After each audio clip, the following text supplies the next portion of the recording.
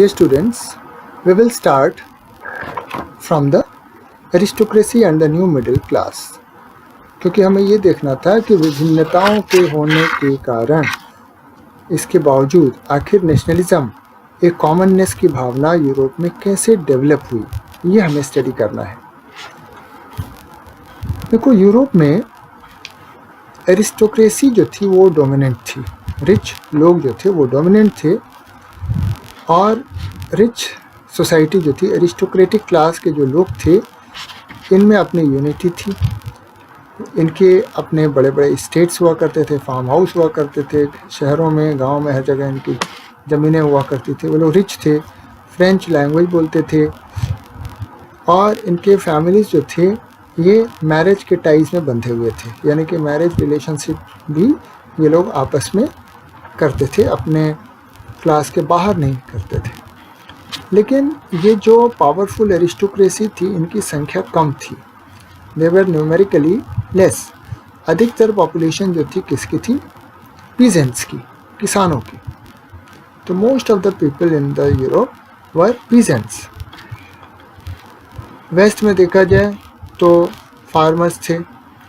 Eastern और central में part में देखा जाए तो patterns of land holding was characterised by vast states, जो बड़े बड़े स्टेट्स थे, और उसमें सर्फ यानी कि दास लोग खेती करते थे। और ये सब ईस्ट और सेंट्रल यूरोप की जो ज़मीनें थी, ये सब बड़े बड़े एरिस्टोक्रेटिक क्लास की ही थी। They were actually the masters. और भले खेती करने का काम, मेहनत का काम, ये छोटे छोटे पीजेंट्स और सर्फ करते थे। सेंट्रल यूरोप में और वेस्टर्न में देखा जाए, सेंट्रल के कुछ हिस्सों में देखा जाए तो वहाँ पर इंडस्ट्रियल प्रोडक्शन और व्यापार बढ़ा। इसका मतलब कि टाउन्स बढ़े, टाउन्स आए एग्जिस्टेंस में। और इसमें जो प्रोडक्शन होता था वो मार्केट के लिए प्रोडक्शन होता था, यानी लार्ज स्केल प्रोडक्शन होता था। इंडस्ट्रियलाइजेशन जो था वो second half of the 18th century में स्टार्ट हुआ था यूरोप में। लेकिन फ्रांस में और जर्मनी के अन्य हिस्सों में ये और बाद में आया, 19th सेंचुरी में जाके आया। और इसके कारण, इंडस्ट्रियलाइजेशन के कारण, न्यू सोशल ग्रुप्स समाज में आए, यानी वर्किंग क्लास आया। आखिर जो इंडस्ट्रीज में काम करेंगे वो कौन लोग होंगे? तो they are the working class came into existence. Middle class, जिसमें कि इंडस्ट्रियलिस्ट थे, बिजनेसमैन थे, प्रोफेशनल्स थे, ये सब भी आए। और समाज में जो एजुकेटेड लिबरल मिडिल क्लास जो था, उन्हीं लोगों में जो है ये भावना नेशनलिज्म की लोगों के अंदर स्ट्रांग हुई। ये जो मिडिल क्लास था,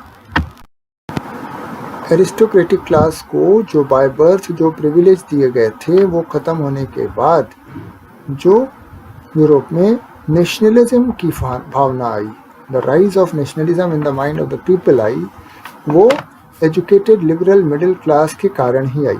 इन्हीं लोगों ने इस भावना को स्प्रेड किया। अब हम देखते हैं what did liberal nationalism stand for.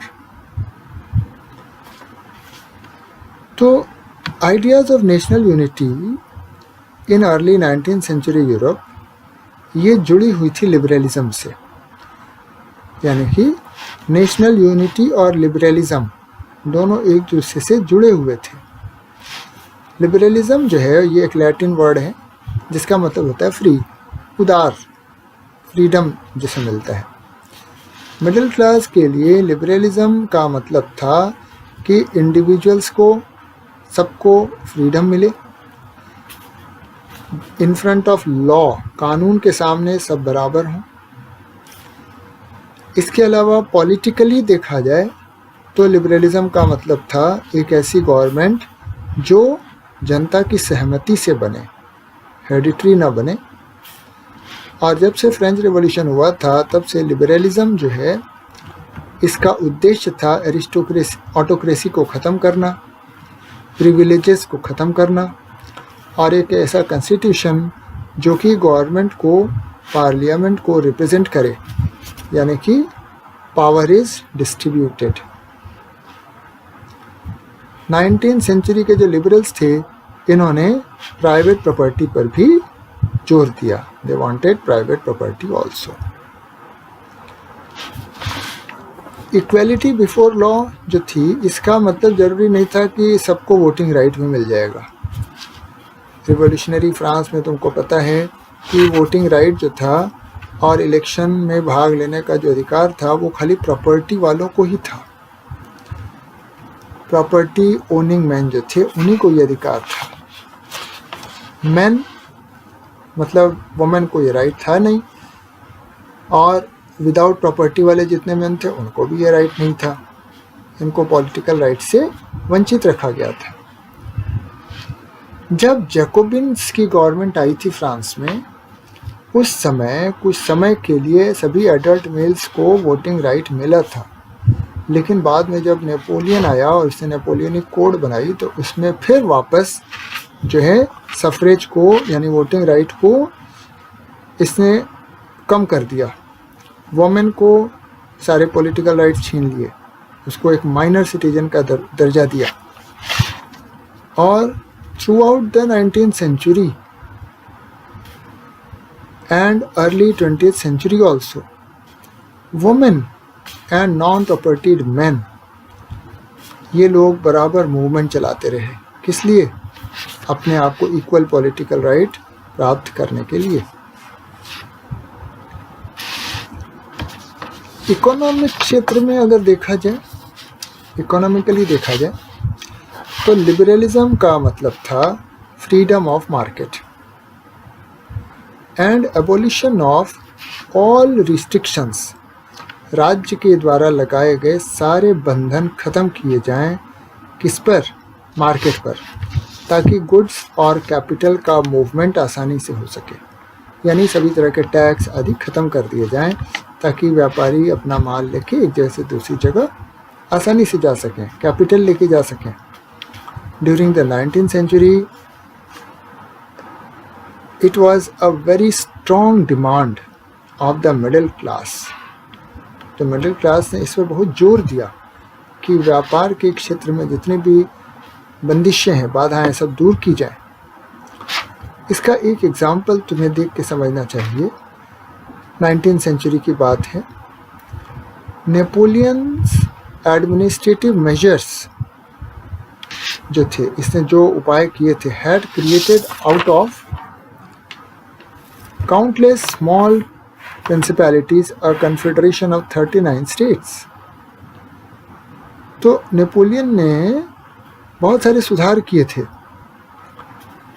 जैसे किसी एक देश में 39 स्टेट्स में सबकी अपनी अपनी करेंसी का होना। जर्मनी में ये क्या शो करता है? Lack of unity. Weights and measures, इनमें भी सबका डिफरेंस होना। कहीं 1 मीटर में 90 सेंटीमीटर है, तो कहीं में 100 सेंटीमीटर है, कहीं 99 सेंटीमीटर है। There was no universal system of weight and measures. हर क्षेत्र का अपना एक सिस्टम ऑफ वेट मेजर हुआ करता था। कपड़ा नापने के लिए जो यूज़ किया जाता था LA, और इसकी भी लंबाई हर जगह अलग अलग थी। तो इस तरह की जो कंडीशंस थी, तुम बड़े आसानी से समझ सकते हो कि ये व्यापार के क्षेत्र में बड़ी बाधाएं थी। हम यहाँ कपड़ा खरीदेंगे 1 मीटर, वहाँ पर अगर हमें 90 सेंटीमीटर के हिसाब से नाप के मिला, दूसरी जगह जाके जाएंगे, हम कहेंगे कि हमारा ये 10 मीटर कपड़ा है, तो कहेगा नहीं, आपका तो 8.5 मीटर कपड़ा है। इसी तरह weight, there should be universal weight and measure. हम तो अपने छोटे से एक देश में भी हर जगह एक टाइम यूज़ करते हैं। You know the standard meridian of India. Why we have Indian standard time? ताकि पूरे देश में एक टाइम हो।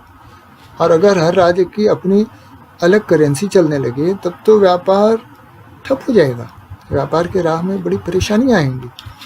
तो इस तरह की जितनी भी ऑब्स्टिकल्स थी, इस तरह की जो कंडीशंस थी, इनको इकोनॉमिक डेवलपमेंट के रास्ते में बड़ी बाधाएं माना गया, इकोनॉमिक ग्रोथ के रास्ते में बड़ी बाधाएं माना गया। और इसीलिए 1834 में एक कस्टम यूनियन की स्थापना की गई जिसका नाम था ज़ॉल्वेरीन। ये प्रशिया की पहल पर, प्रशिया ने इसे स्टार्ट किया, उसकी पहल पर ज़ॉल्वेरीन नाम का एक कस्टम यूनियन बनाया गया और इसको लगभग सारे जर्मन स्टेट्स ने ज्वाइन किया। इससे फ़ायदा क्या हुआ? इस यूनियन ने सारे टैरिफ बैरियर्स ख़त्म किए and reduce the number of currencies from over 30 to 2। 30 currencies को घटा के 2 पर लाया। अभी भी 2 भी ज़्यादा हैं, एक ही होनी चाहिए, लेकिन 30 से 2 पर आना, it is a great change. Network of railways बनाया गया जिसने कि मोबिलिटी को आसान किया। माल, people and goods can be transported very easily now.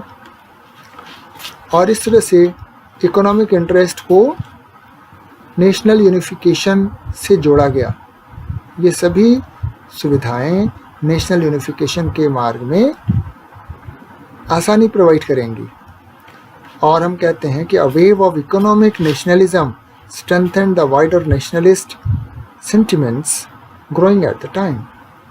जो नेशनलिस्ट सेंटिमेंट्स लोगों के अंदर पैदा हो रहे थे, इसको ये इकोनॉमिक जो सुधार किए गए, इन्होंने और मजबूत किया।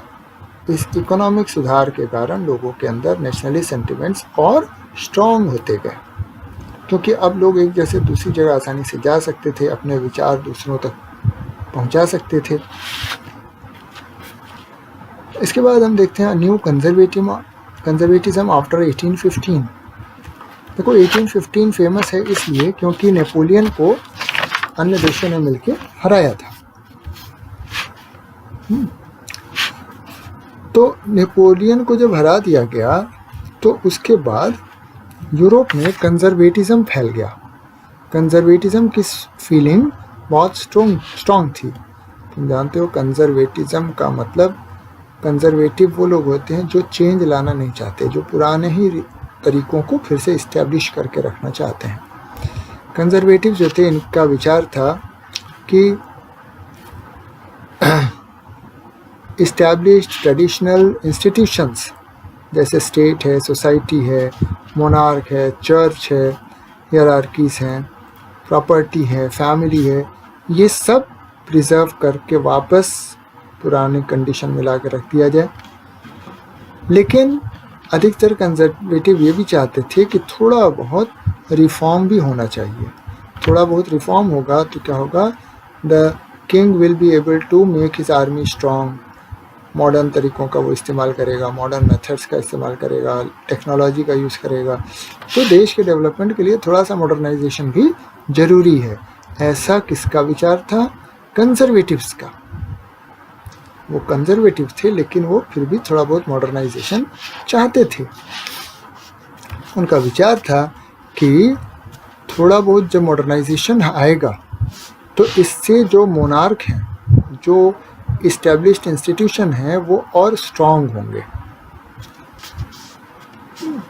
इससे स्टेट पावर और इफेक्टिव बनेगा, स्ट्रॉन्ग बनेगा, आर्मी मॉडर्नाइज होगी, ब्यूरोक्रेसी और स्ट्रॉन्ग होगी। इस तरह से इन्होंने थोड़ा मॉडर्नाइजेशन को फेवर किया। 1815 में नेपोलियन को हराने के बाद जो है यूरोपियन पावर्स, जिन्होंने इनको हराया था नेपोलियन को, Britain, Russia, Prussia and Austria, इन लोगों ने मिलके ऑस्ट्रिया की कैपिटल वियना में एक ट्रीटी ऑर्गेनाइज की, एक संधि जिसे हम कहते हैं द ट्रीटी ऑफ वियना। तो ये ट्रीटी ऑफ वियना यहाँ पर ऑर्गेनाइज की गई और ये जो मीटिंग थी, ये जो कांग्रेस थी, इसको होस्ट करने वाले थे ऑस्ट्रिया के चांसलर ड्यूक मेटरनिक। और इस ट्रीटी में जो कुछ किया गया वो हम अपने अगले वीडियो में देखेंगे।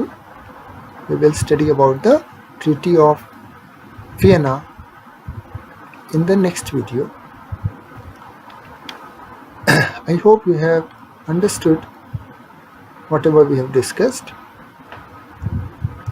Yet I suggest that you should give your precious suggestions and your ideals, whatever you want to say in response to my video. You are most cordially welcome in the comments section. Thank you.